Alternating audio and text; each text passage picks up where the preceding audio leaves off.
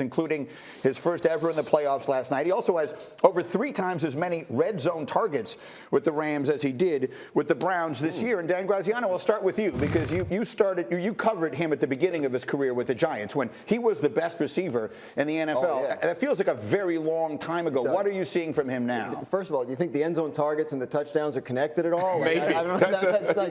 They seem to go together. I'm not a coach, but hey, look, I mean, he seems happy. Look, we knew he'd be happy in L.A. He loves L.A. He spent his time there in the offseason anyway. But look, being a part of a winning team, it's the third time in Odell Beckham's 8-year career that he's been on a team that ended with a winning record. And one of those was last year's Browns that he really wasn't on because he got hurt halfway through the year. So this is new for him, and it's all he's really wanted. He wanted to be part of a winner. He's obviously a big part of it. Remember, they're playing without Robert Woods, who is a top-level receiver, an important player for them.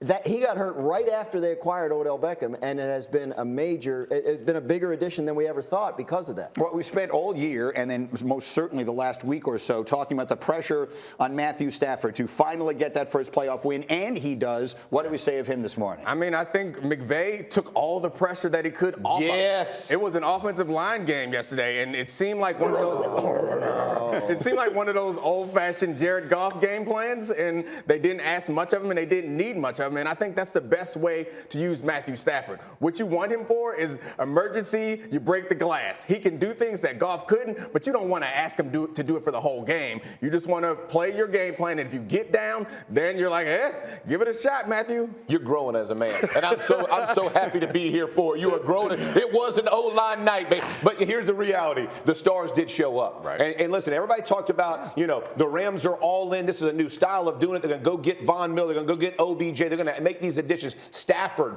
bring him in. And all of those guys played to the level of expectation in the playoffs. That is a huge deal. Listen, I talked about Von Miller being a closer. Think about what he did, what he's done really the last 4 or 5 weeks. This guy has played with his hair on fire. OBJ throwing passes. Daniel's talking about how happy he is. And then Stafford, to your point about the game plan, but he still has to make the throws, and he showed up. It was very impressive last night. If you think about their stars, almost none of them are homegrown. So, I mean, they brought this collection of talent in together, and at least for one night last night, it looked very good. One is, how about Cam Akers? Like Yeah. That guy tore his Achilles in July. Yeah. Like this past July, and he looks explosive. I mean, that's another huge addition for them at a critical time. That's right. And Donald, of course, is homegrown. But I'm just thinking of all the. If you think about the best players on the Rams, he could grow anywhere. The four, for real. They don't grow too many like him. That's right. So that sets up the final matchup now for next weekend. The Elite Eight of the NFL, if you will, is now 100% set. It will be the Rams who go to play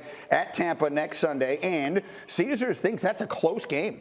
That's a 3-point line is where they open. A reminder, these teams met week 3 at SoFi Stadium in L.A. It was the Rams who won that one 34-24. And so, Mr. Saturday, I turn to you and I say, come next Sunday, do Brady's Bucs have themselves a problem with this team, with these stars and that physical group that they have, and Tampa a little banged up? They absolutely do. And listen, you got 2 offensive linemen. Their center, Jensen, who hurt his ankle and battled through, and then Wirfs, who came out of the game, tried to come back in, but is not the same player, and in a walking boot. By the way, when they played him the first time, they pressured Brady 16 times, sacked him 3. They were flat out getting after him. Now you're telling me 2 of the best in the game potentially going to have injuries or not play? That should be very concerning. You heard Bruce Arians say, if I got Tom Brady, I'm going to score points. When you don't have that front 5 who's played together more than anybody else in the last 2 years, you should have some concern with the way that Rams defensive line played. I know it's a cliche at this point, but pressure with 4. It's the answer in the playoffs. And when you got guys up there like Aaron Donald and Von Miller, you're going to get pressure against most starting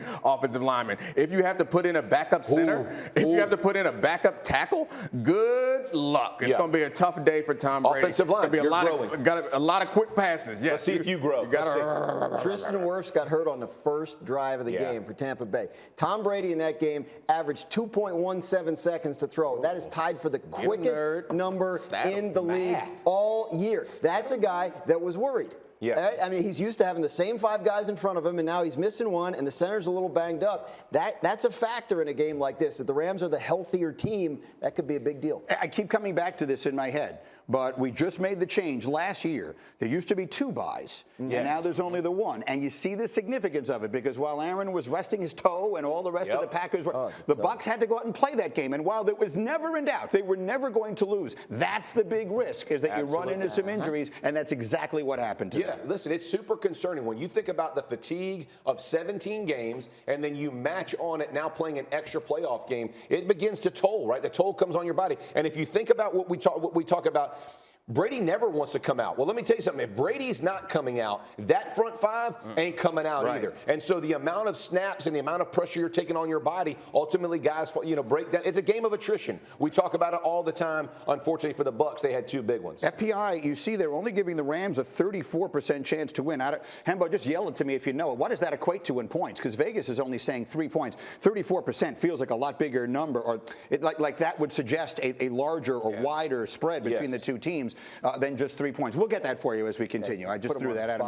5.5. I'm told it's 5.5. So our analytics like the Bucs a little more than Vegas does at this point. We'll see where it. Thank you for watching ESPN on YouTube. For live streaming sports and premium content, subscribe to ESPN+.